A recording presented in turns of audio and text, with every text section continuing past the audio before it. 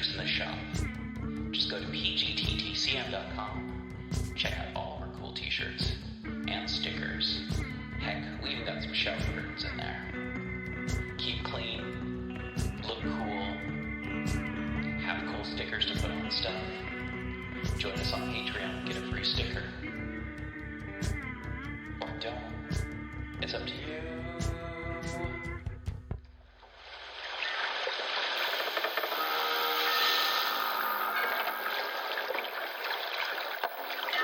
Welcome to Innsmouth, stranger. Hi, I'm Rob Whiten from the Innsmouth Book Club. Join me and my fellow guide John Chadwick as we take you on a fortnightly tour of Innsmouth. We visit places such as the Picture House, the Library and Innsmouth Museum to discuss all aspects of weird fiction, whether it be book, film, music, TV or art. As well as that, we stop over at the Gilman House to have a chat with a resident guest. That includes authors, artists, musicians, in fact Lovecraftian creatives of all types. You can find our free shows on Patreon, and there you can also sign up as a patron, which brings you bonus content, plus a monthly PDF copy of Innsmouth News, which features articles, author spotlights, all the latest news and reviews, and more. You can find us at patreon.com/InnsmouthBC. We hope to see you soon, because remember, Innsmouth isn't just a place, it's a state of mind.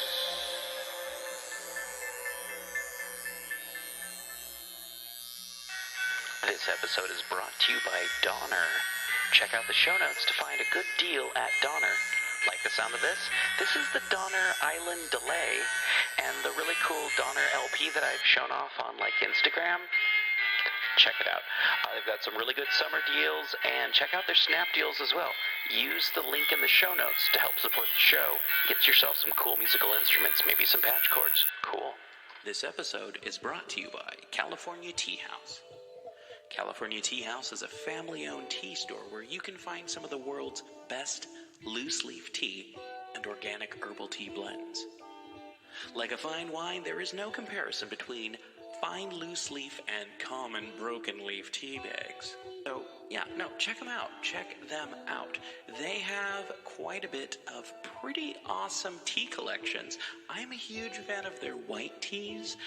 They have a tea club that you can join, but, they've got green tea, black tea, white tea, oolong, that Robios and herbal tea. They've also got teaware. So check out California Tea House in the show notes. You're listening to KZOM, Oleander Public Radio. Greetings, listeners. It is I, D.E. Spitzer, Informer Dave, here once again to talk to you about the Cthulhu mythos, its books, its monsters, its unfortunate human casualties, its timeline in general, and even its tangential bits, like the dreamlands or things of a weird nature that are Lovecraftian leaning. Once more we head into those dark woods, further feeling those malevolent forces upon us. Once again we walk down the lightless stone staircase in the middle of nowhere. You're listening to KZOM.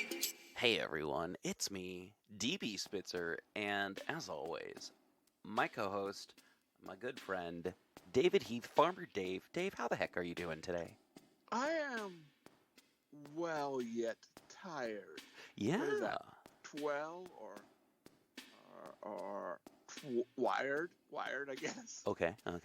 If you have enough 5-hour energy drinks in that condition, you become wired. Okay. What's going on? What's new? So, it is official. Kidding season is over, which is, it's a fun time and it's an exciting time. It's a nervous-wracking time. And now it's all the milking time. Yeah. I did semi-related in the last week. I did get some calls in that apparently from this, what do you call your ISPN? No, that's it. Your service provider. What's your address or whatever your internet address is? UPN?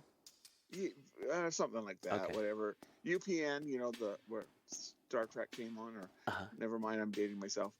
But somebody from the farm has been giving the planet Earth 1-star reviews, Uh-oh. and going by the name of Chip the Goat. Uh-oh. So I'm thinking chocolate chip's still out there. So he literally gave the Earth a 1-star review Okay. because we have one sun. Yeah. He was saying, why couldn't you have two suns, so then you'd have daylight at nighttime. Mm-hmm. He's putting complaints into the management. Apparently, also is not too much of a fan of a gravity, Yeah. So about things falling down, and the only thing that whoever this mysterious reviewer is, the only thing that it's given good grades to are Mama Goat Milk. So I'm suspicious who this using our internet. Okay. All right. I don't know. It could be anyone, as far as I'm concerned. Yeah, things have been pretty boring around here at Oleander lately. The snow is all thawed, and daffodils and tulips are blooming everywhere. Although we have a little bit of a freak snowstorm right around where I live. Yeah. Saturday for about half an hour. Oh yeah. Well, it's Thursday. It's all melted by then. And let's see what else has gone on. Let's see. Whatchamacallums, Oblivion's tried to have a 420 festival, but OLCC shut it down and said you can't smoke weed indoors. You have to do it somewhere else. And goes to prove that Oregon isn't as Oregon as Oregon wants to think Oregon is. But Oregon is actually fairly Oregon. Anyway, yeah, and the cemetery is doing pretty well. Tourism's back up. We're selling more plushy gravestones and doing all that kind of fun stuff. Now that kidding season's done, you're going to be doing Tuesday night trivia at Oblivion's again, I believe. Hopefully. Yeah. What is guest trivia host at Oblivion's for 100, please? I don't know. Okay, so but I guess we're going to talk a little bit about it more next week. But the big thing's coming next week. Yep. The big man himself. The big man himself is coming to Oleander. President of the United States is going to be in the Pacific Northwest, and he's coming over here to Oleander. Yeah, I just found out about this today. I was kind of surprised that the president would come to Oleander. I mean, I don't know. I kind of. Oh, wait a minute. The futurist is gone, so there's not like an open thing on presidents. Like, it's like, I think the last president we had come through here was Grover Cleveland. Jimmy Carter. Jimmy Carter. Oh, shoot. Jimmy That's right. Carter. That's right. And where he got attacked by the rabbit. Yep. That's true. And before that, multiple presidents.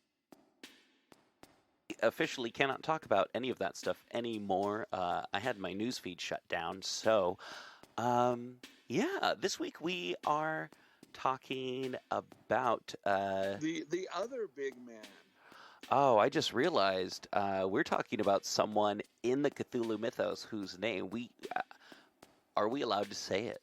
So go ahead and say it, and then I'm going to say something. Okay. Hastur. Yes, and so this is coming from our good friend Ken Hite. Yeah. According to Ken Hite, on at least one, maybe two panels that I've seen him on, that Hastur the Unspeakable is a Duluthian heresy. Oh, okay. This comes from Derleth. Yeah. And it was this, that, Hastur, the unspeakable, this, that, and like one of the chains. Okay.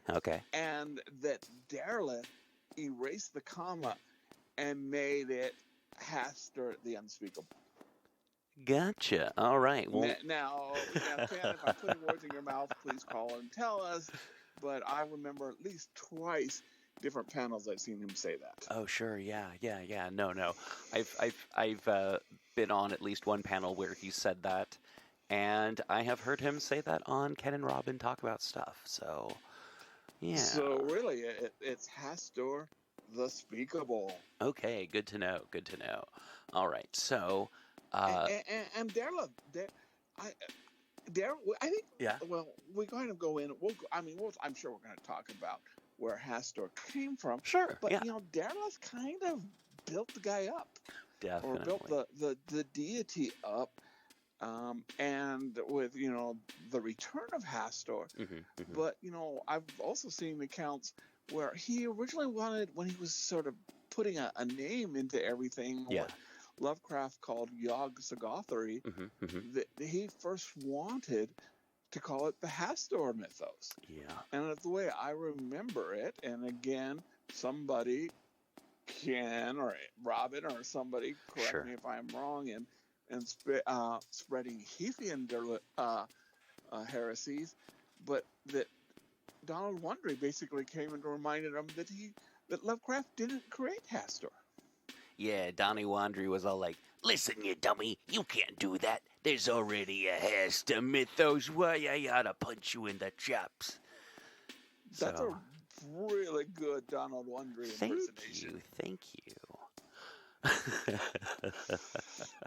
But yeah, Hastur, as you just mentioned, is not Derleth. It is not HP Lovecraft. It is, though, a couple of people.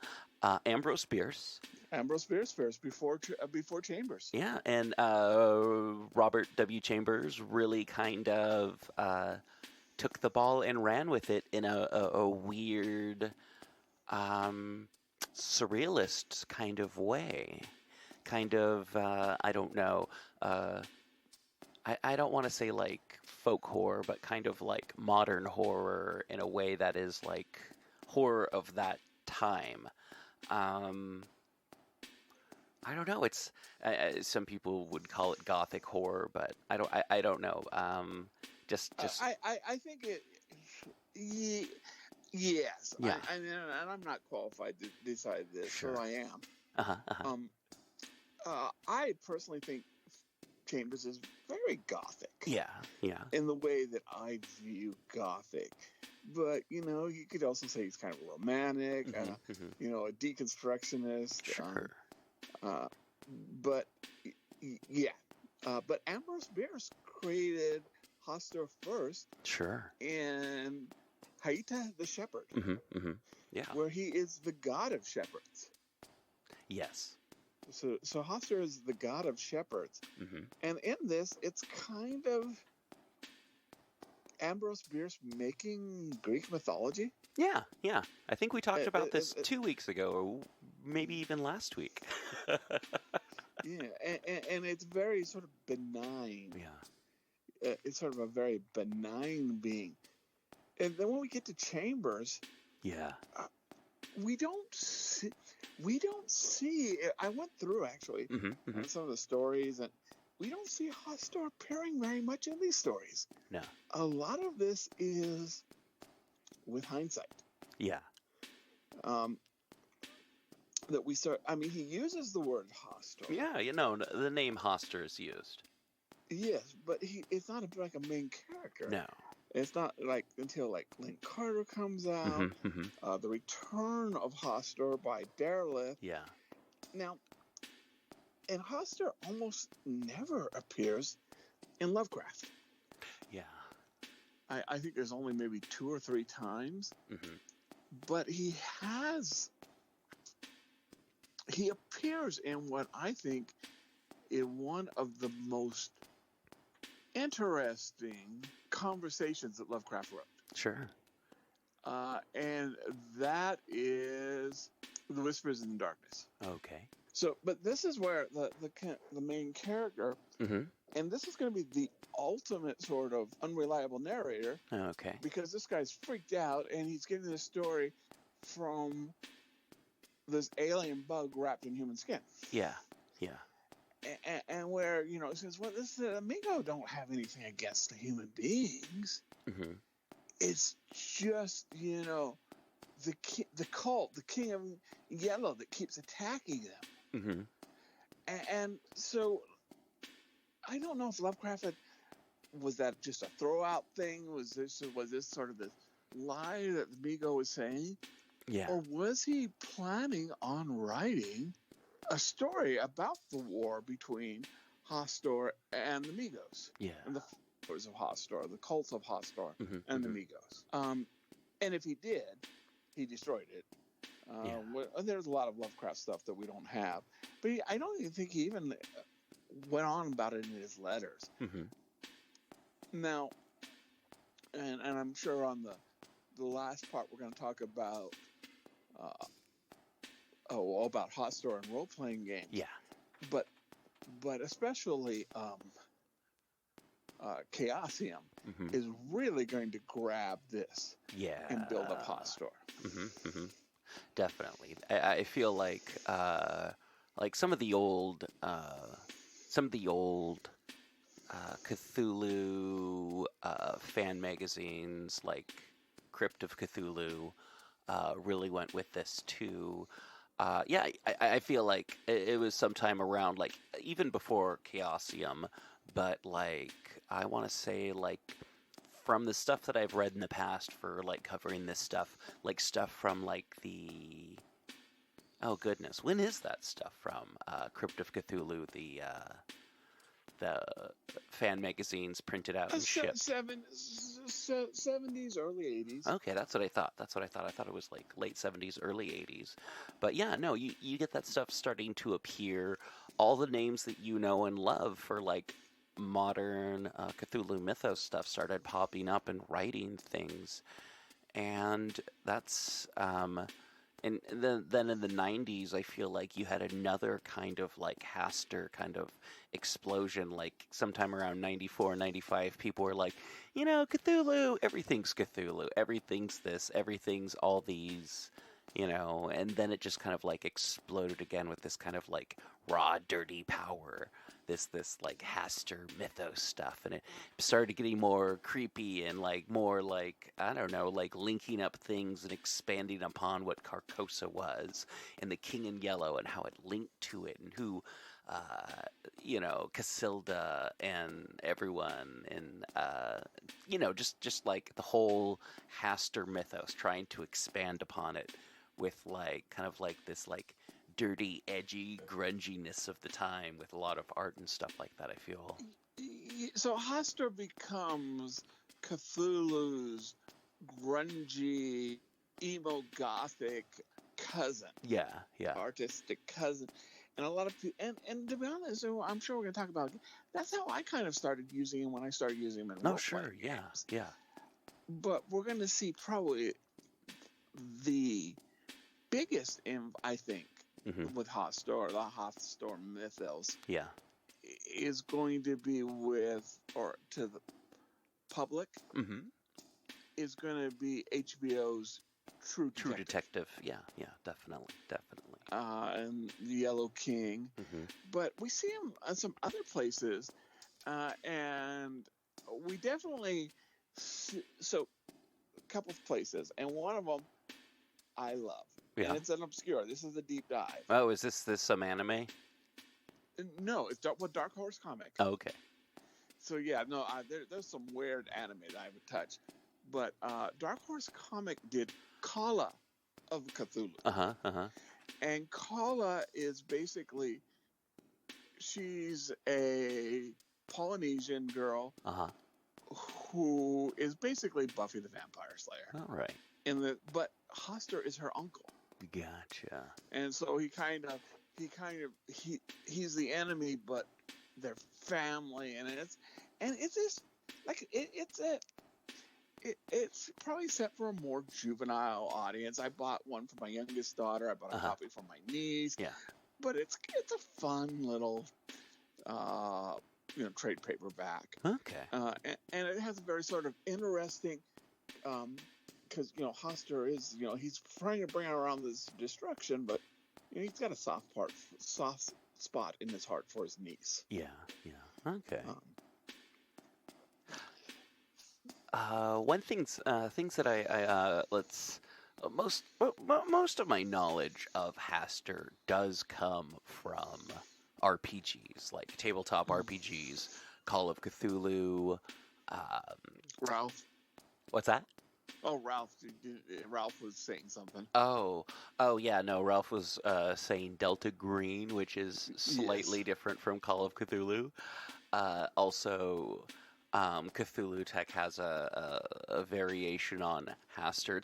I feel like there's a lot of games out there that kind of like do their own spin and flavor on Hastur, but Hastur's flavor generally is entropy and also like artistic endeavors that I don't know, artistic endeavors, Baroque looking royalty, a lot of kind of like, I don't know, Austrian secessionist kind of looking stuff, clockwork things, clockwork dolls. And I think that to some extent, Yeah. that is our view looking back Yes. in Chambers. Yeah. Not necessarily who Chambers was or Chambers wrote, Yeah. but I think that is sort of the way we in late 20th and early 21st century Sure. see Hastur. Chambers and that time. Yeah, and there's a lot of kind of like observations and stuff like that of like Hastur that, in my opinion, is like, if people are going for like kind of like this French thing, the period of time that Chambers was doing was not the period of time that a lot of people write about for Hastur.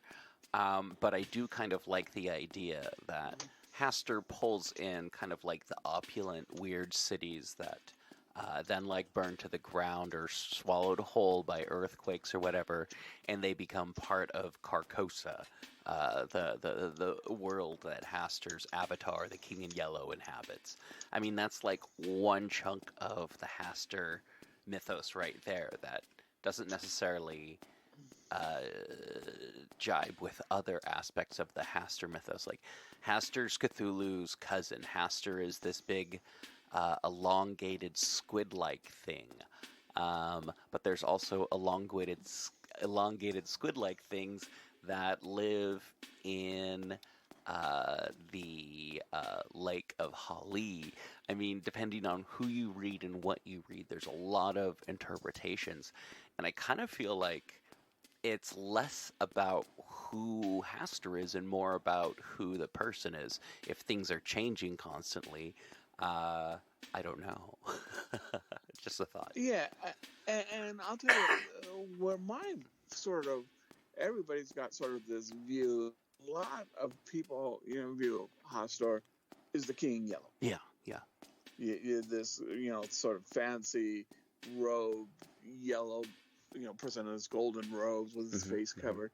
For me, it was the picture that was on the Call of Cthulhu 4th edition. Yeah. Where it's this sort of huge, blobular creature, but with like no bones. Yeah. And to me, that's, that has been sort of my representation in my mind of who Hastur looks like. And I did, before I talk a little bit more about how I use it in role-playing games, but that was sort of the representation that I used. Gotcha. And so much of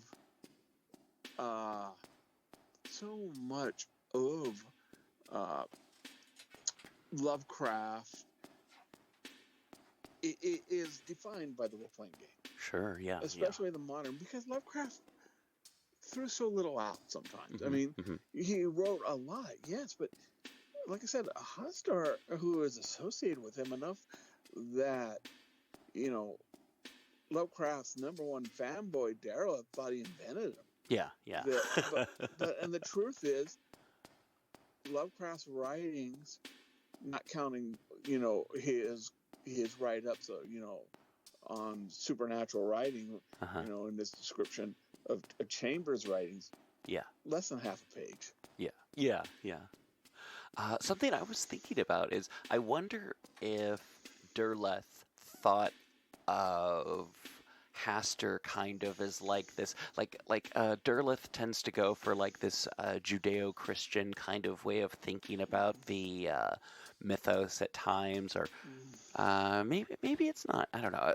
My brain.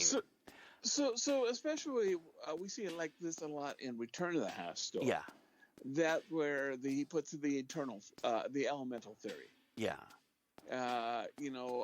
And sort of this more, the Return of Hastur, much more a good versus evil story. yeah, So definitely in Return of Hastur, we see, which was published, I think, 3 years after Lovecraft's death. yeah. Or no, actually, maybe it might have been just the year after. But I mean, it was pretty close. Mm-hmm. So a lot of the heresies are associated with Hastur. Yeah. And one of the things that Derleth does to tie the whole mythos together, Sure. is that in the Return of Hastur, the Shaggoths, they say "Tikkaliki lai, tikkaliki lai," Uh-huh. like the penguins in in Poe, but in the Shaggoths, Yeah. in At the Mountains of Madness.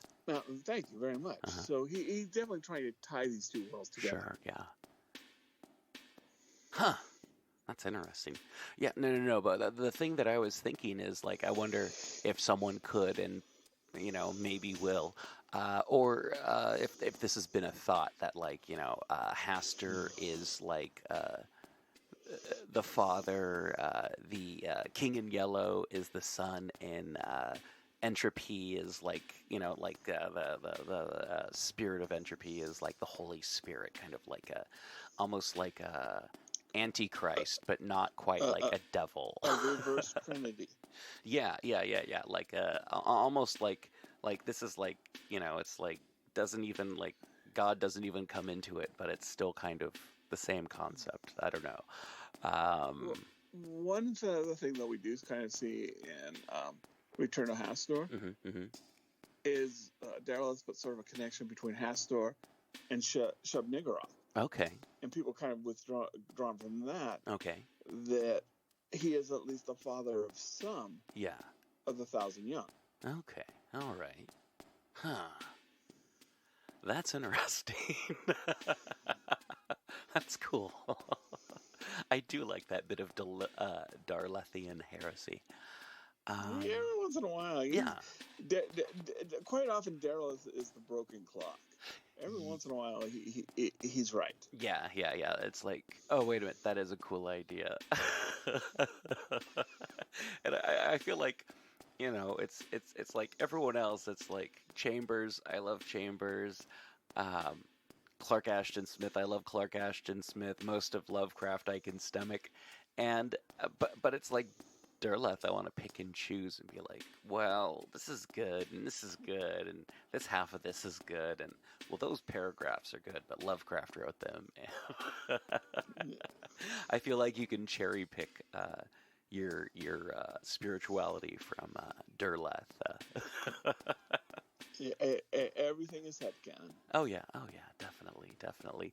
And I feel like if you want to go an extent larger for like headcanon, that's like, oh, this is awesome for role playing. It's Lynn Carter all the way. Lynn Carter would write stuff, and it'd just be like, well, I think most people write stories, but Lynn Carter writes would write like, oh, I need to write a chapter for the Necronomicon. Okay, this is what I think it would sound like. Yeah. Anyway, but Yeah, and speaking of writings, it's like the book associated with Hastur is The King in Yellow, the play Yes. The King in Yellow. And, you know, it's it's a crazy, crazy thing.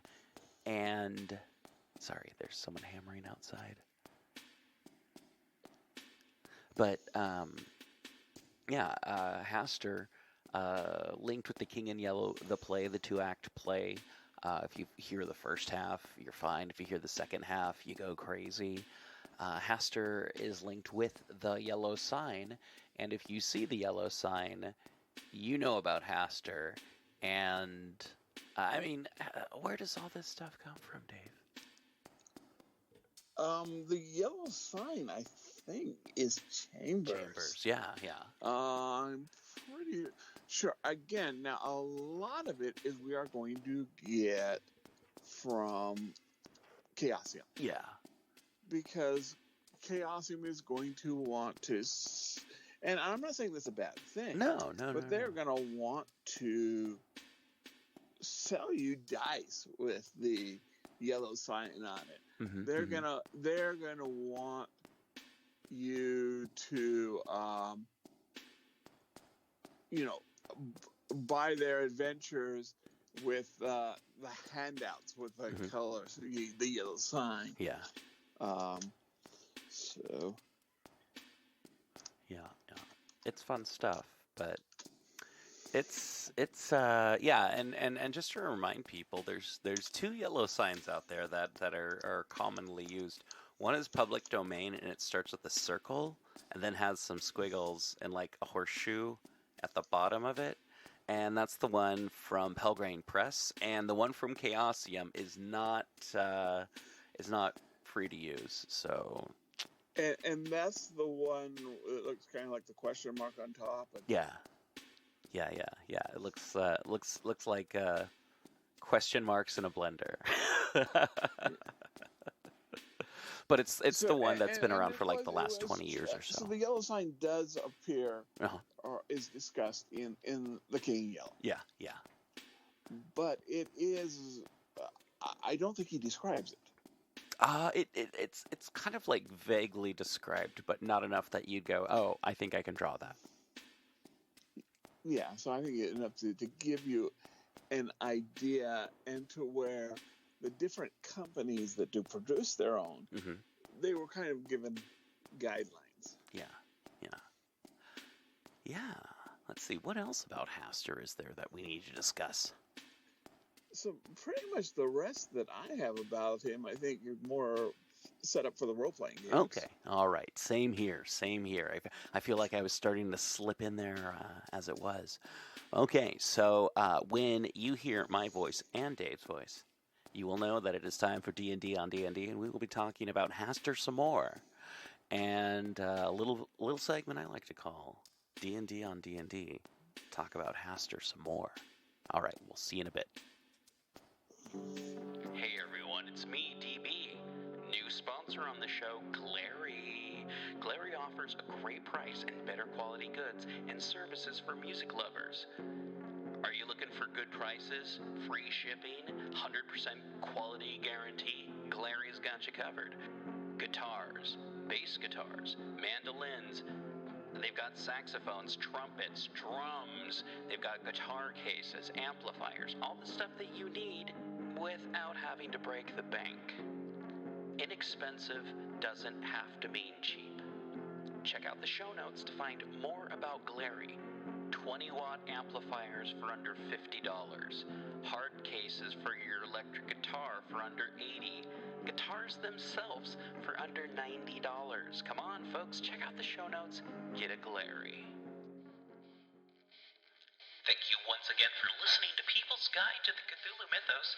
You can help show your support by going to the show notes and following any of the links that'll tell you how to support the show and how to support our guests. And thank you to all of our guests who you can find in the show notes. Rate, review, subscribe, and remember, patrons get priority access to asking us questions, suggesting topics, even, I don't know, submitting stuff. Actually, You don't have to be a patron to submit anything. That's how Dave got on the show, and that's how you can get on the show too. It's the people's guide to the Cthulhu mythos. Rate, review, subscribe, tell your friends. Thank you for listening. Back to the show. You're listening to KZOM, Oleander Public Radio.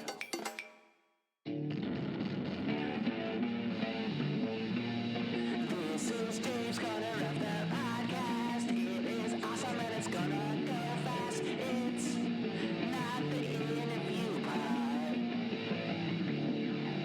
It's not the part where DB talks forever. It's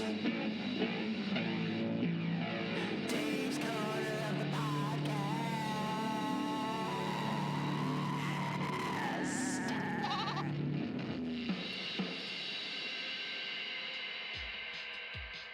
Hey everybody, this is David, and this is the part where I normally talk to someone, but instead, I'll be talking to myself. Well, of course I'll be talking to you, but since you're not here, I'm kind of talking to myself.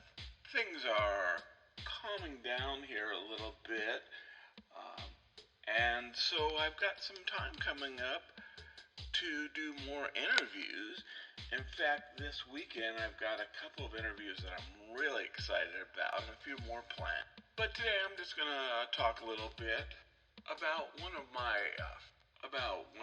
favorite forms of literature that is not cosmic horror, and that is cyberpunk. And if you listen to this show, you listen to me and DB talk, we're both huge fans of cyberpunk and the fiction surrounding it, as well as the different forms of cyberpunk games.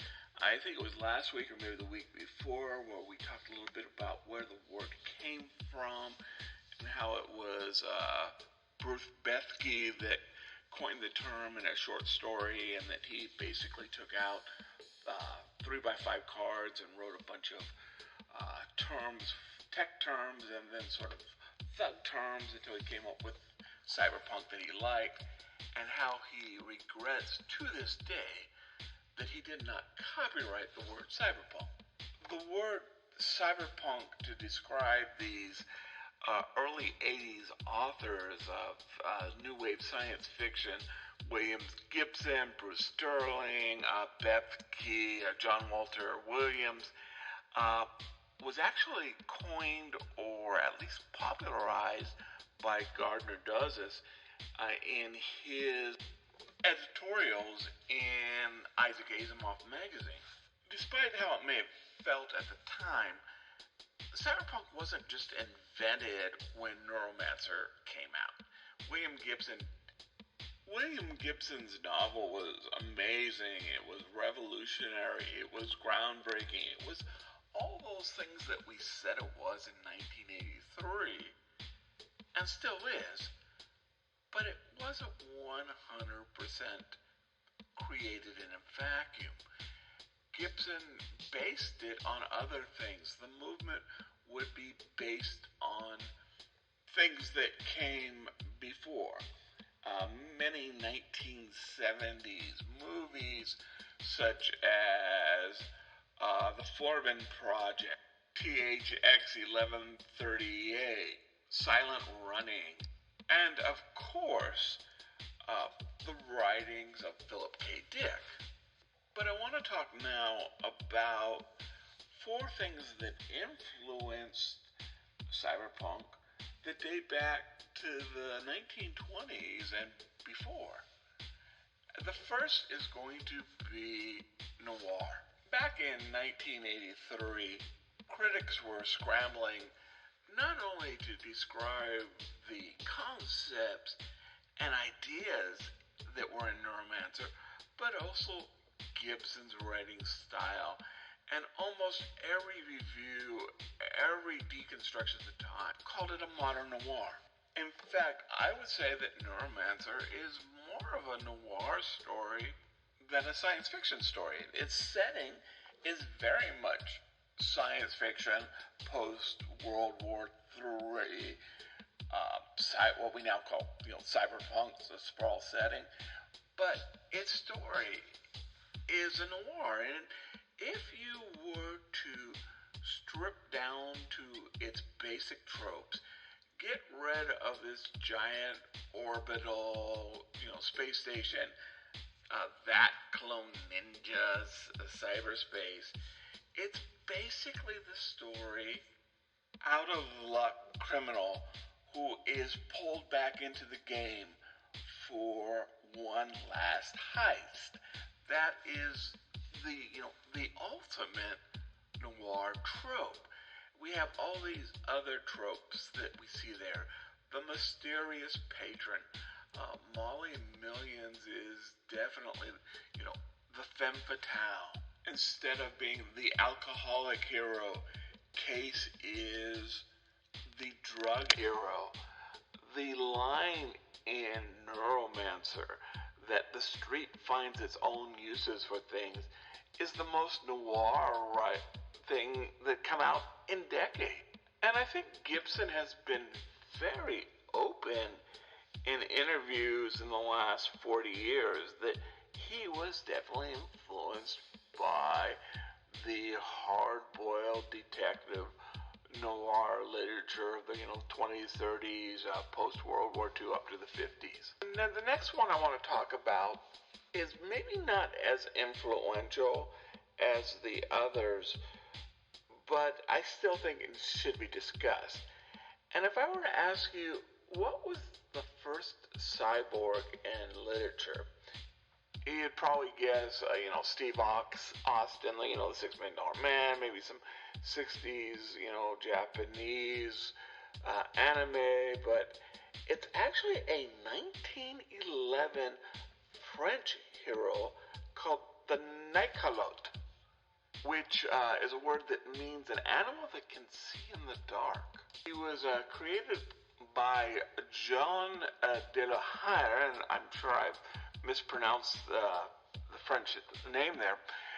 And he was a character that was first seen in a story called The Mystery of the 15, which was basically, it would go on for decades as this sort of pre-Doc Savage, but like I said, he predates Doc Savage by decades. And he's sort of this genius who goes around having all these adventures. His original stories tended to be very Edgar Rice Burroughs, but he has an artificial heart, a robot heart, and this gives him, extra strength. And one of the side effects is that he can see in the dark. Now, this is not really explained in the stories, which are, of course, written in French, and they're often not well translated into English. And there are some Nycalote stories that are yet to be translated into English. But he's given this cyborg heart, and then it gives him the power to see in the dark. Later, since he's a public domain character, there is quite a few public domain stories. Later, turns out that his family's like this high priest of some night god, and that's why they get this power. But originally, it was sort of default. But this heart would also allow him to control the adrenaline, give him sort of super strength. If this story had been written in a more contemporary time, I think he probably would have been given cybernetic eyes, in addition to the cybernetic heart.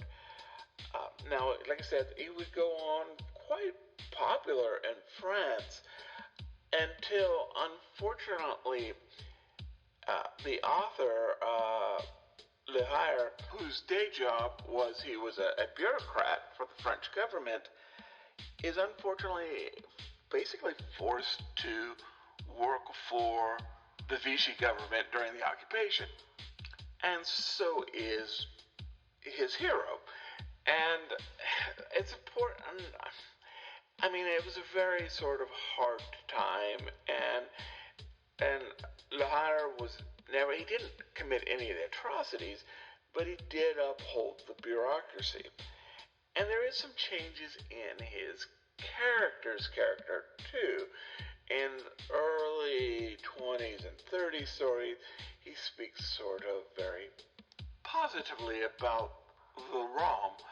Later stories, they're basically child stealing, terrible, basically all these terrible things that the Nazis said about the characters,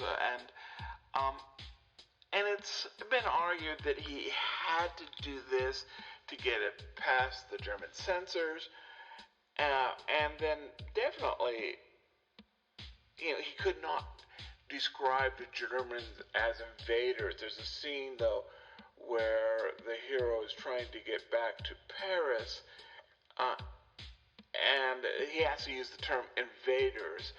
But to be honest, it's one of, I think, the better descriptions of just how horrible war, especially sort of not well known in the United States, is how devastating it was on the people who lived in the rural areas of France as they tried hard to evacuate into an area where there was no war.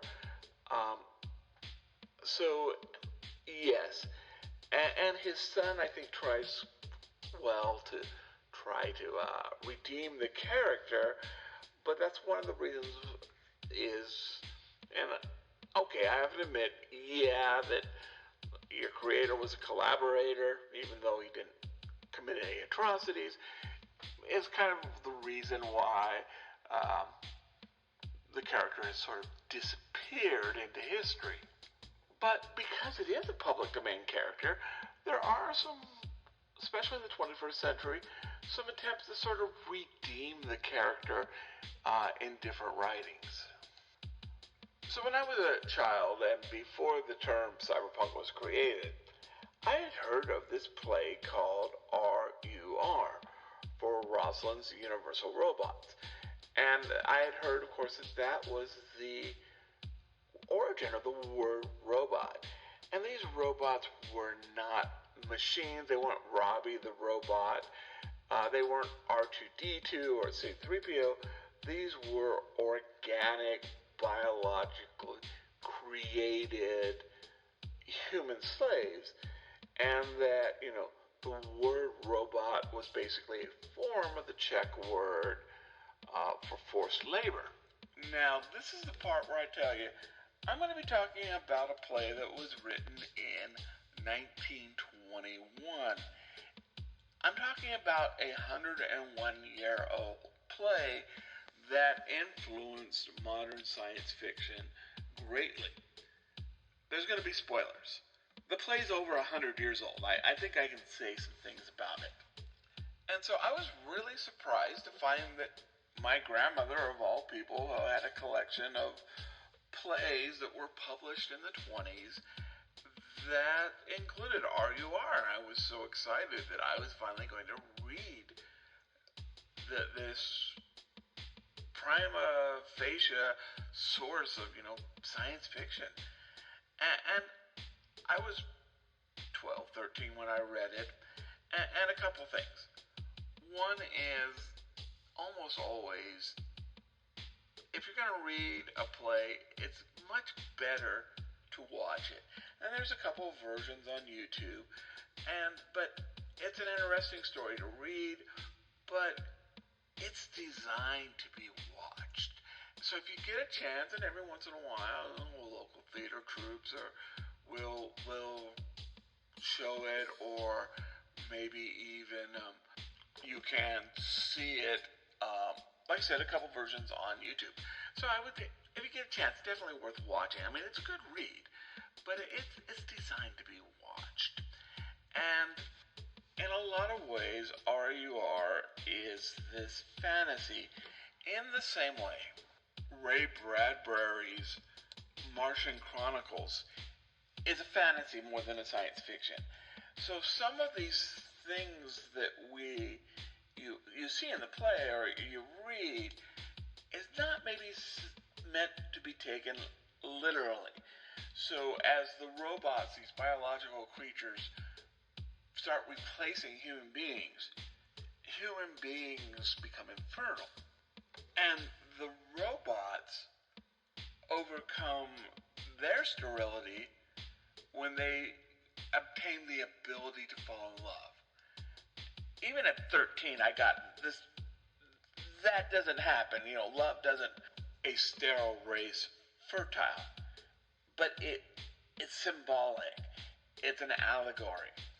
And the same way that Rossum had discovered before the play that a type of algae could be used to create this artificial people.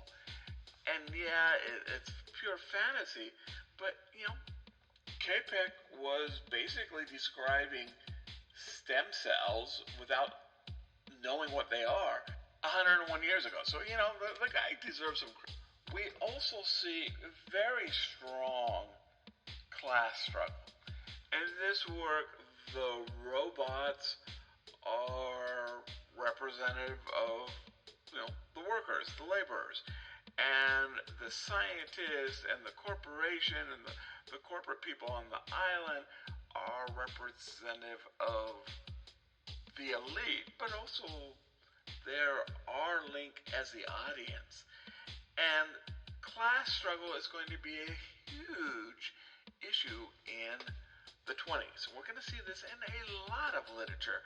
We are going to see it in The Jungle, The Great Gatsby, The Grapes of Wrath.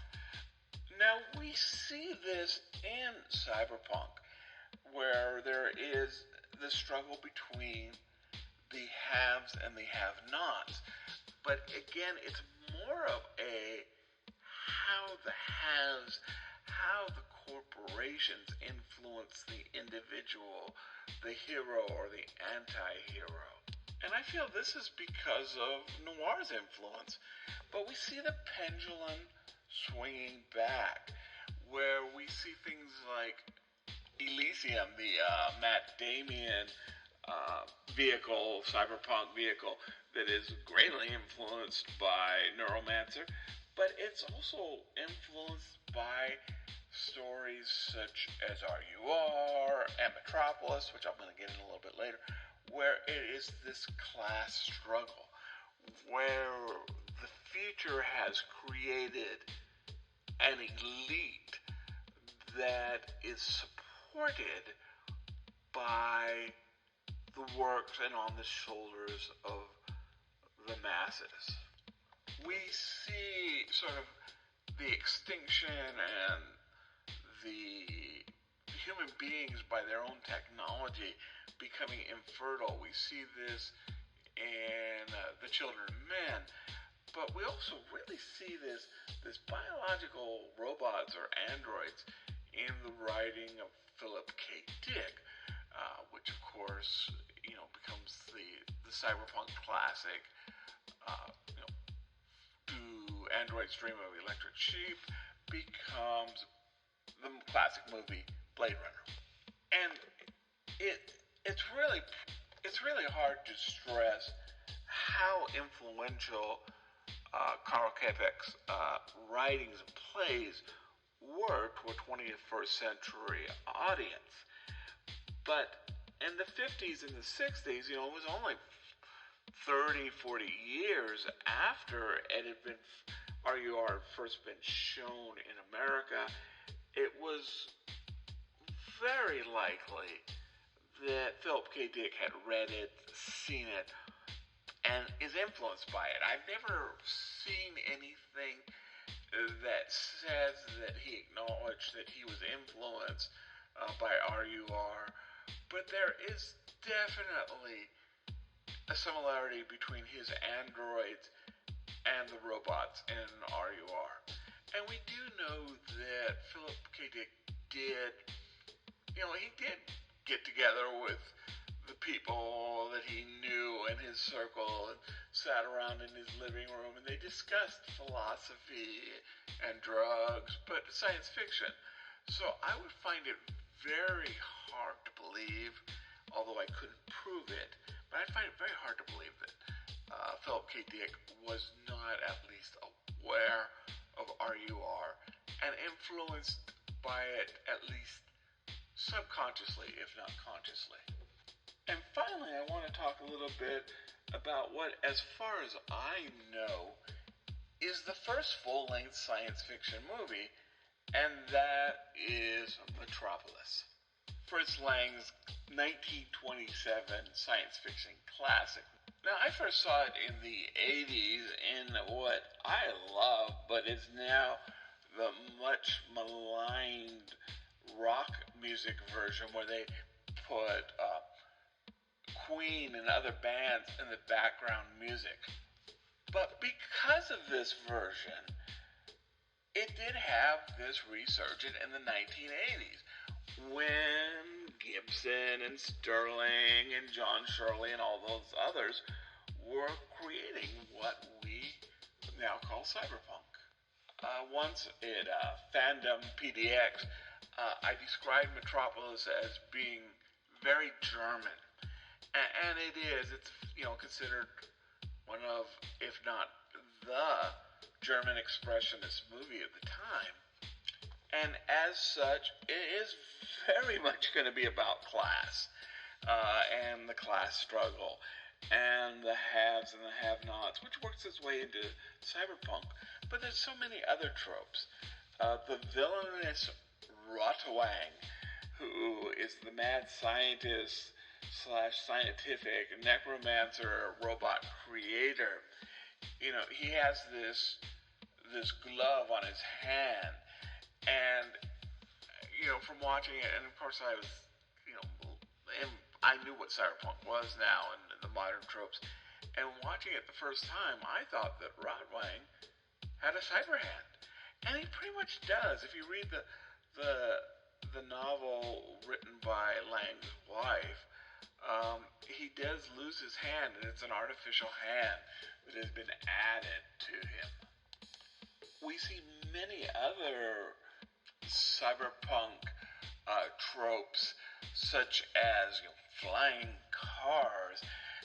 One way I think that we really see influenced is the buildings, the ziggurat buildings, are going to be the inspiration for the Tyrell buildings in Blade Runner. We also see artificial intelligence before the term is discovered. We even see sort of an Asian influence where there's a club, Yoshiwaras, and in the 1980s, Japan was the rising star. It had finally gotten out of the American shadow in the Cold War and was becoming this economic powerhouse. So it became, a center of cyberpunk. That and the fact that Gibson loved Japanese culture.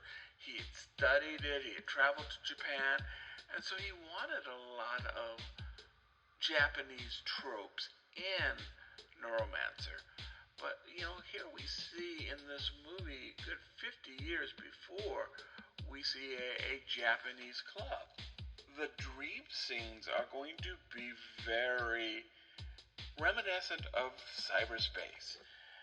Now, these are four things from the 20s I think really did influence modern cyberpunk, especially, like I said, the original literary group, the Texas Mafia, whatever you want to call them, that was the original cyberpunks, at least cyberpunk writers.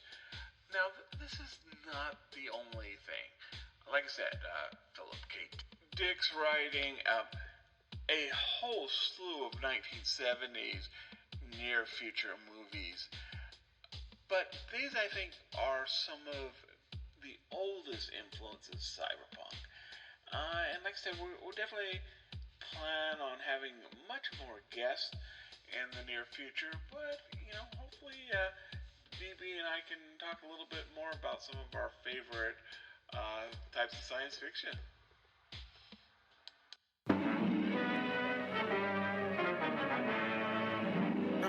a spine-tingling, nerve-shattering podcast featuring all your favorite monsters. You won't believe your ears when you listen to Monster Kid Radio. Hear your host, Derek M. Cook, and his ever-rotating stable of guests discuss your favorite classics and sometimes not-so-classic monster movies. Subscribe to Monster Kid Radio through iTunes or Stitcher, or visit monsterkidradio.net before the next weekly episode of Monster Kid Radio. Go through the archives for interviews with Sarah Karloff, Victoria Price, and Joel Hodgson. Listen to discussions about movies like Creature from the Black Lagoon, Island of Terror, and King Kong. And don't forget convention coverage from Monster Bash and the HP Lovecraft Film Festival, Classic Monsters, Modern Talk, and the head of Rondo Hatton, only on Monster Kid Radio.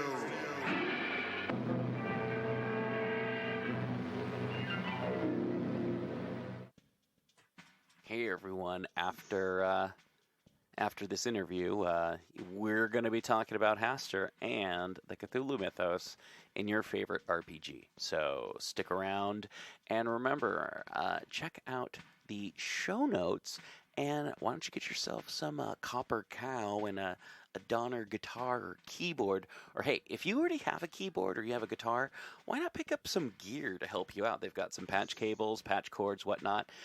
They've got guitar stands, they've got guitar cases. Do you have a really nice electric guitar, but you don't have a nice guitar case for it and you don't want to spend a huge amount of money?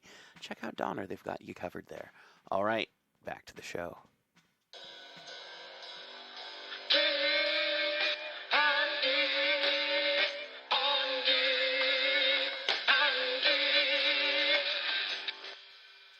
Hey, Dave, how are you doing? How was your break?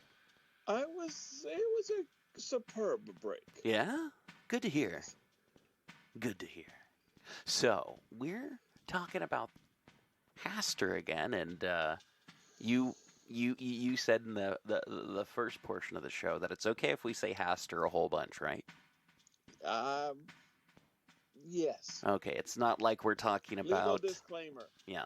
The People's Guide to Cthulhu Mythos takes no claim on disasters that are done to your town because of the repeated use of the word Hastur.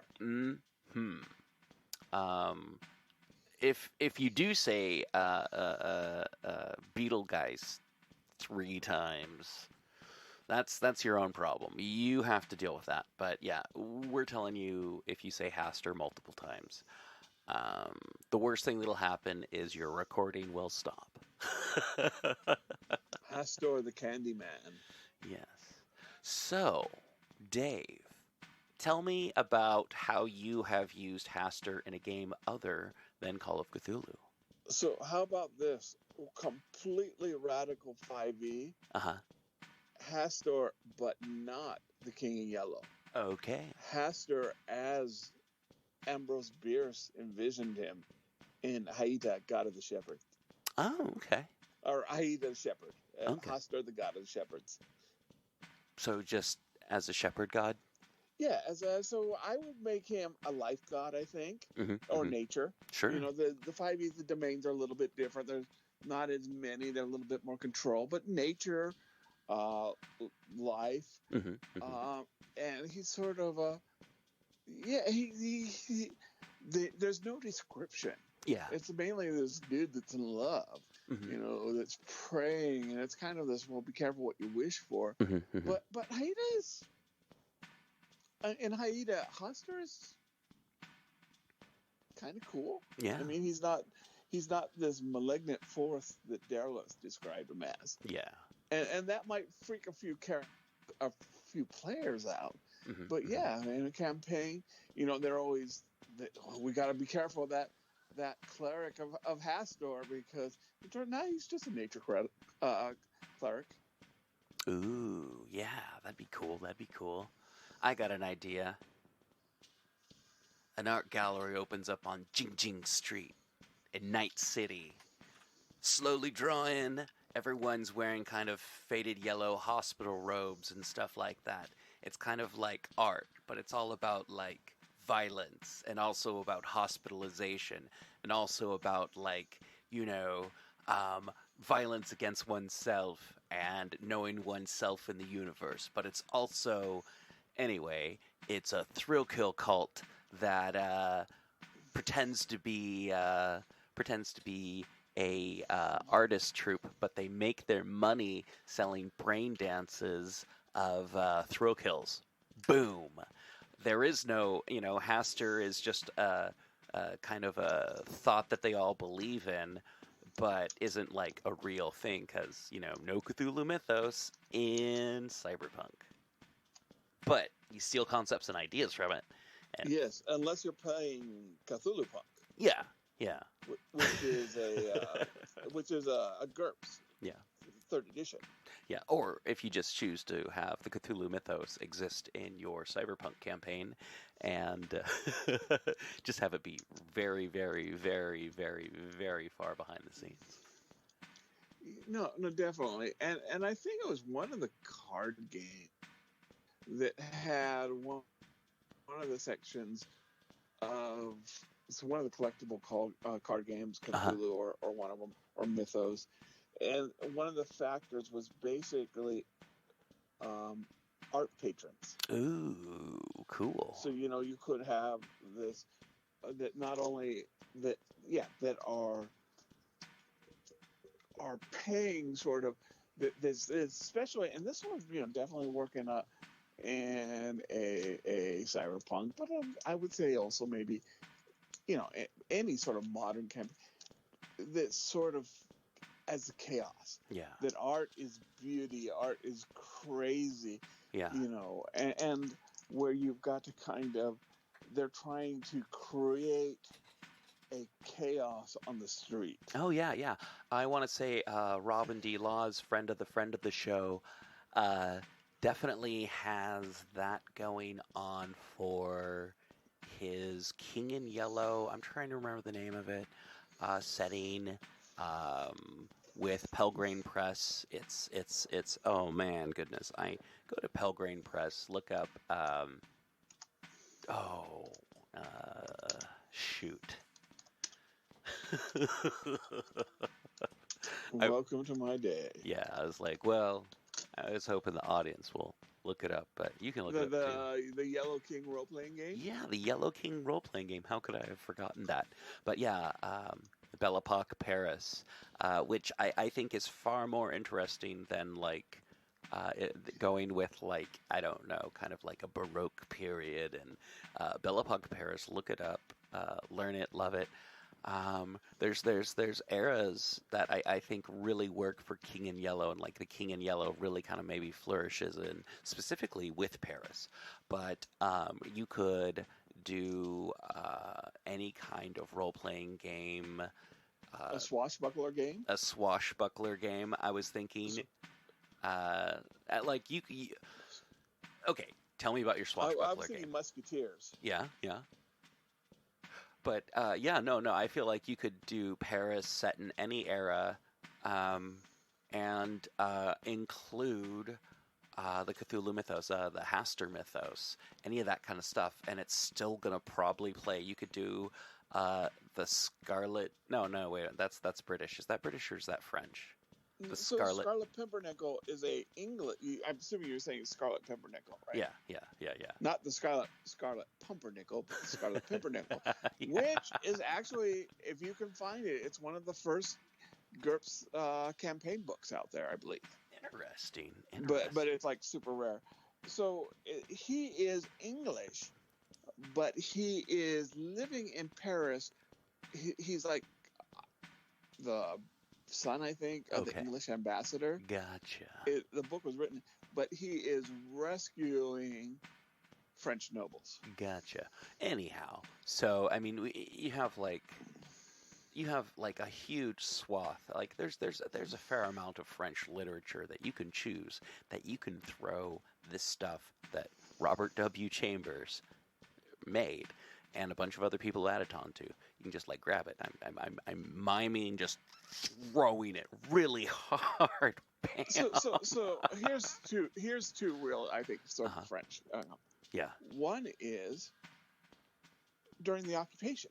Oh, sure. Yes. Yeah. You're going to do a guerrilla warfare.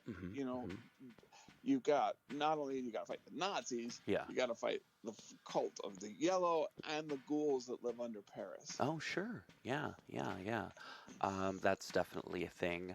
I was thinking like you could definitely do World War One, where you have like not only are you fighting the Huns, but you're also fighting ghouls in trench warfare. You're fighting occupations. You're fighting this. You're fighting that.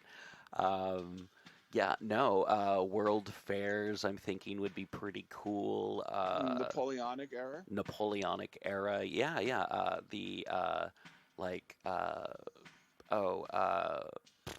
Franco-Prussian War, that kind of stuff. My brain's so not. But yeah, even like kind of like, I kind of love the idea of like a bunch of characters that are just like factory workers slumming around Paris in the late 1800s. Maybe they're not factory workers. Maybe they're artists. Maybe they're this. Maybe they're that. And you could do, I don't know, any kind of role-playing game system. You could. It's like this kind of thing. It makes me go. You can do any kind of role-playing game system as long as you're not like focusing on magic, or maybe you do have magic in your late 19th century game. Maybe it's Dungeons and Dragons, but it's late 19th century. Maybe it's Shadowrun, but it's late 19th century, and it's like slightly steampunky stuff and less, I don't know, cybery stuff. I don't know. I generally don't make that recommendation, but hey, it's your game. Maybe you haven't thought of that yet. But so I'm gonna take one of my favorite French characters, sure, and say combine it. Okay. And this is gonna. I mean, you gotta have to have. It's gonna be tongue in cheek to some degree, and you gotta have the right group playing. Okay. The King of Yellow meets Barbarella. Just zany space opera, and I'm talking about the comic books. I'm not a huge fan of the movie. Okay. But the comic books, especially some of the more recent comic books, just sort of, just zany, over the top aliens, and you would almost expect to see something like that in some of the comic books, where there's a planet of the cult of yellow. Yeah. And, all the sand of the sky is yellow. Yeah. I was thinking about how you could use other cities other than France, of course, or other cities other than Paris, for your King in Yellow Hastur campaigns for sure. I believe Chaosium did an amazing job with their various King in Yellow stuff. One in particular had a fair amount to do with, I believe, oh goodness, it was Italy. It might have been Paris, but it was definitely Campbell country for a bit. If I'm going to say you want maybe in the United States, New Orleans. Yeah, I was going to say New Orleans, Quebec, Chicago, San Francisco. Granted, San Francisco is a bay, but I mean, King in Yellow, what we haven't really mentioned about is like Carcosa. I guess what we're talking about is Carcosa is a city that constantly changes. Then we have a lake, and then in the center of the lake we have where the play takes place in the palace of the Queen. All these things are kind of scattered elements when talking about the Hastur mythos, and I don't think they have any set place depending on who you are and what you're writing. But they're all kind of like have been mentioned. Oh, I feel like I'm doing a terrible job, Dave. Help me out. well, you kind of what I was thinking would be a really good campaign, or as really be a one shot. Yeah. But let's say you're in 16th century England. Okay. And the cult of Hastur really just they want to get their play out there. All right. So they're going to recruit this new writer, William Shakespeare. Okay. To do a modern version that the whole world will see. Gotcha. And so the player's got to basically team up with Shakespeare and prevent him from writing what would be his masterpiece. Okay. All right. I like that. I like that. I was thinking about, like, what if you did a game that, like, okay, one thing that I feel like you can always have happen in a game, and it doesn't matter what the time, what the date, what the setting, is dumping people in Carcosa, a maze-like city that somehow you end up across the water in a castle, in a palace. And I don't know, it's like, I feel like you can use Carcosa in almost any setting. And it can be any tech level, it can be any whatever, and you just dump people in Carcosa for a short period of time, just kind of like, even as a threat, as a, like, kind of like, this is the power of the king. The king can bring you in and out whenever they feel like it. The king can do things like, there's some really good examples of things that can, you notice the Hastur's influence on the world around you, and that's a lot of what the Hastur mythos is. It's about Hastur's influence and corrupting things around you. And, like, examples would be like finding weird clockwork toys. Can you think of any examples that are of that give you a feeling or a sense that Hastur is lurking? So I think who really gave us some good examples is Chambers and Repairer of Reputations. Okay. So in this one, it's a near future story. It's almost a cyberpunk story for the 1920s. It predicts World War One. It predicts a military. I mean, things that don't, but a militarized America. Okay. Suicide machines. And so you could start seeing things like that. That is the character cut between our reality, or the character's reality. Sure. Okay. And this, this alternate dimension that we see in the Repairer of Reputations. Gotcha. Okay. Yeah, no, I was thinking more along the lines of Chambers and other stories within The King in Yellow, like finding like goldfish made out of marble, or or even like this house you've been to a lot of times, and they didn't replace the carpet or the wallpaper, but it's all more yellow. Yeah. You can even pull in elements from not related, but just name-wise, the yellow wallpaper. Sure, or True Detective. Sure, yeah. Yeah. Also, I want to say there's elements of, oh goodness, Arthur Macken's stuff that I feel fits in well with the Hastur mythos in ways that I find hard to explain. I do. I just do. You'll get easily think it's like 3 imposters. Yes, it's definitely people. They could all be in the same, and to some extent through Cthulhu mythos they are. But yeah, they could all be in the same setting. Yeah, and there's generally this sense of uneasiness, creating this sense of uneasiness, having the play The King in Yellow in it, and where like they only see like the first half, or maybe they see the whole thing and they're like, what's the big deal? And then stuff just starts slowly changing around them. Have it all start with them finding a book, have it start with them finding a play, finding sheet music, finding an old film. And it just kind of like everything else in the game is going on as the game would go on. But then you have this influence of the king that keeps going and keeps going and keeps going. And then boom, you're at a point where you can't ignore the king anymore. the king wants your attention.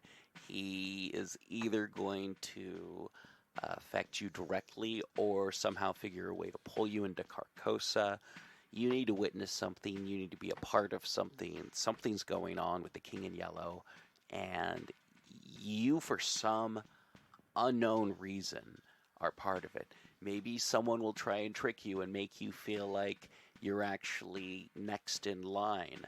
Maybe someone in your family was once invited to something and they didn't show up, and you're the last living person.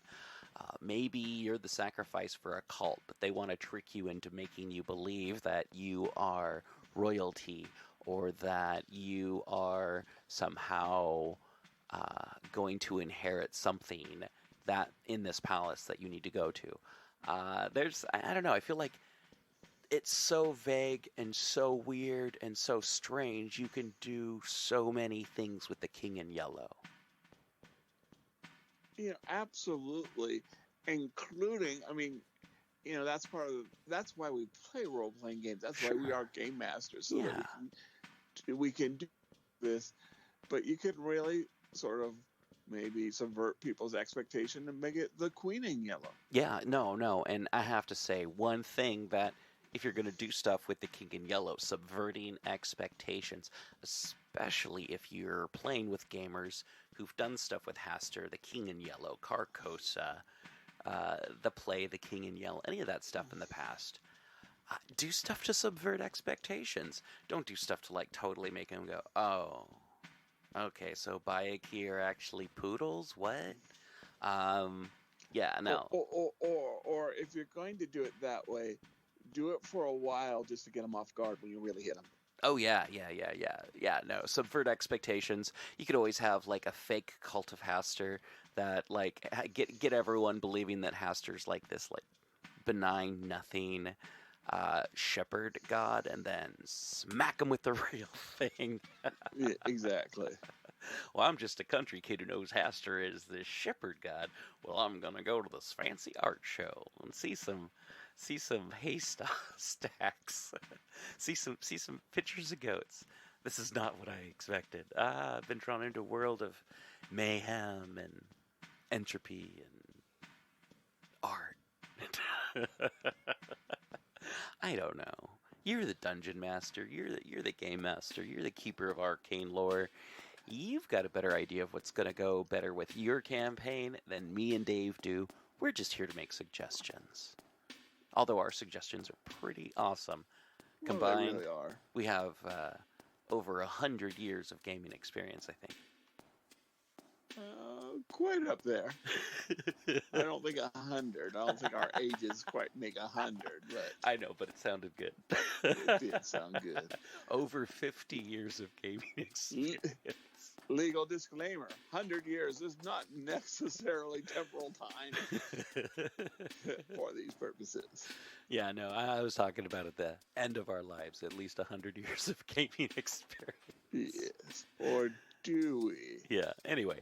So, next week we're talking about something in the Cthulhu mythos, and I think it starts with an H or an I. I believe it's going to start with an I. Oh. Because, among other things, we're going to be talking about Innsmouth. Oh, I was thinking we're going to be finally talking about Iod.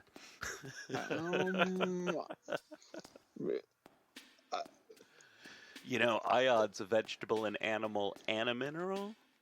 Yes. We'll be speaking some eye things soon. Sure. Yeah, definitely some eye things, but not flying eye things. We've already covered those ones. Yes. I don't think we have any more flying eye monsters for a while, but we do have things that start with an I. Yes. Yeah. All right, everyone. Thank you so much for listening. Join us next week when we talk about eye things, and we probably will have a guest, so check that out. And thank you so much for listening. Remember to rate, review, subscribe, and click that notify bell. I'm kidding. This isn't. Oh, yeah, actually, no. This is on YouTube, so check that out. And also, if you are watching this on YouTube, check out the upcoming Cyberpunk 2077, which is mostly commentary, not mostly commentary, it's gameplay with a little bit of commentary, and it's my way of saying thanks to Dave so that he can watch it, and, yeah. Well, that's my way of saying you're welcome. No problem. You're welcome. No, thank you. All right. Well, everyone, thank you again, and we'll see you next time. You say bye? Bye. All right. That was a good episode.